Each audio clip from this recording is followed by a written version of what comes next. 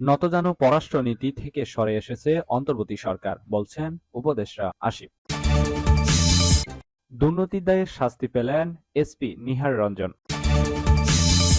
বিএনপির long March ঘিরে আখাউড়া সীমান্তে নিরাপত্তা জোরদার ভারতের। সর্বশেষ জানাবো, খাদ্য যোগানের সবচেয়ে বড় বাধা অপরিকল্পিত উন্নয়ন, বলছেন ফরিদ আক্তার। এতক্ষণ শুনছিলেন শিরোনাম, এবার বিস্তারিত। নিয়মিত সংবাদ পেতে অবশ্যই চ্যানেলটি সাবস্ক্রাইব করে রাখুন। পাশাপাশি ফেসবুকে নিয়মিত সংবাদ ভিডিও পেতে অবশ্যই পেজটি ফলো দিয়ে রাখবেন। নতজানু পররাষ্ট্রনীতি থেকে সরে এসেছে অন্তর্বর্তী সরকার, বলছেন উপদেষ্টা আসিফ। ভারতের সঙ্গে নতজানু পররাষ্ট্রনীতি থেকে অন্তর্বর্তী সরকার সরে এসেছে বলে মন্তব্য করেছেন স্থানীয় সরকার পল্লী উন্নয়ন সমবায় উপদেষ্টা আসিফ মাহমুদ সজীব ভুঁইয়া। কুমিল্লায় এক কর্মশালায় সমাপনী শেষে সাংবাদিকদের প্রশ্নের জবাবে তিনি এই মন্তব্য করেন। আসিফ মাহমুদ আরো বলেন, জাতীয় স্বার্থ কম্প্রোমাইজ করে আমরা কোনো পররাষ্ট্র সম্পর্কে বিশ্বাস করি না।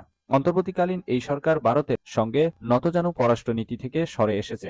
জাতীয় স্বার্থকে সামনে রেখে পরবর্তী সম্পর্কগুলো চলমান থাকবে বলেও জানান তিনি। কুমিল্লার কোটবাড়িতে কুমিল্লা পল্লী উন্নয়ন একাডেমি অডিটোরিয়ামে অনুষ্ঠিত financial inclusion and rural transformation বিষয়ে আন্তর্জাতিক প্রতিনিধি দলের কর্মশালায় সমাপনী প্রতিবেদনে প্রধান অতিথি হিসেবে উপস্থিত ছিলেন উপদেষ্টা আসিফ।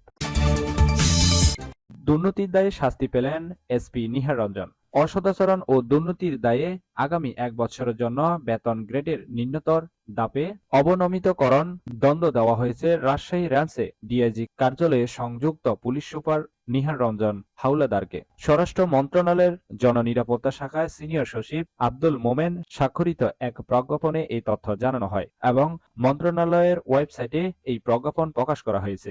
এতে বলা হয়, নিহার রঞ্জন হাওলাদারের বিরুদ্ধে সরকারি কর্মচারী শৃঙ্খলা ও আইন বিধিমালা ২০১৮ বিধিমালার ৩ খ ও ৩ গ বিধি অনুসারে যথাক্রমে অসদাচরণ ও দুর্নীতি পরায়ণতার অভিযোগ প্রমাণিত হয়েছে। বিএনপির লং মার্চ ঘিরে আখাউড়া সীমান্তে নিরাপত্তা জোরদার ভারতের আগরতলায় বাংলাদেশ সহকারী হাই কমিশনে হামলা ও সাম্প্রতিক দাঙ্গা বাঁধানোর ষড়যন্ত্রের প্রতিবাদে ডাকাতু আখাউড়া লং মার্চ শুরু করেছে বিএনপির ৩ সংগঠন। দলটির এই কর্মসূচিকে হালকাভাবে না নিয়ে নিরাপত্তা জোরদার ভারত ও ত্রিপুরা রাজ্যের সরকার।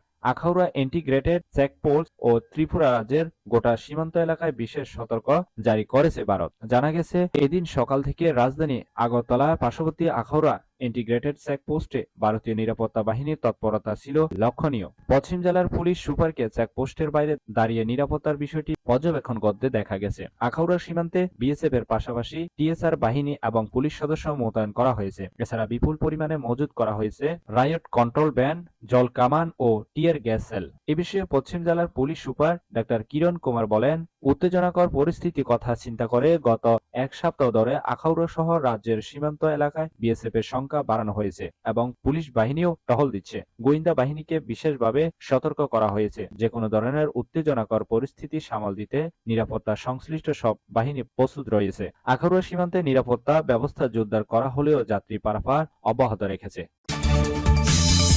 খাদ্য যোগানের সবচেয়ে বড় বাধা অপরিকল্পিত উন্নয়ন, বললেন ফরিদ আক্তার। খাদ্য যোগানের ক্ষেত্রে রাস্তাঘাট বানানোর মতো অপরিকল্পিত উন্নয়নকে সবচেয়ে বড় বাধা বলে চিহ্নিত করেছেন মৎস্য ও প্রাণী সম্পদ উপদেষ্টা ফরিদ আক্তার। রাজধানীর একটি হোটেলে ওয়াইল্ড হাঙ্গার হিলফে বাংলাদেশ ও কনসার্ন ওয়ার্ল্ড ওয়াইফ বাংলাদেশের যৌথ আয়োজনে গ্লোবাল হাঙ্গার ইন্ডেক্স ২০২৪ এর উদ্বোধনী অনুষ্ঠানে একথা বলেন তিনি। উপদেষ্টা বলেন, রাস্তাঘাট বানানোর মতো অপরিকল্পিত উন্নয়ন খাদ্য যোগানের সবচেয়ে বড় বাধা। খাদ্য উৎপাদনে জড়িত গ্রামীণ নারীদের যোগান বাড়াতে তাদের সহযোগিতা করতে হবে। শস্য উৎপাদনে কীটনাশকের ব্যবহার কমাতে হবে। অনুষ্ঠানে উপস্থিত খাদ্য সচিব মাসুদুল হাসান বলেন, গ্রামের লোকের তুলনায় শহরের মানুষ প্রতিদিন মাছ মাংস খেতে সক্ষম। সিন্ডিকেট ব্যাংকে কিভাবে খাদ্য বৈষম্য দূর করা যায় সেই প্রচেষ্টা করছে সরকার। এই ছিল এখনকার সংবাদ। নিয়মিত সংবাদ পেতে চ্যানেলটি সাবস্ক্রাইব করে রাখুন। সজীব চৌধুরী, বাংলা নিউজ 24।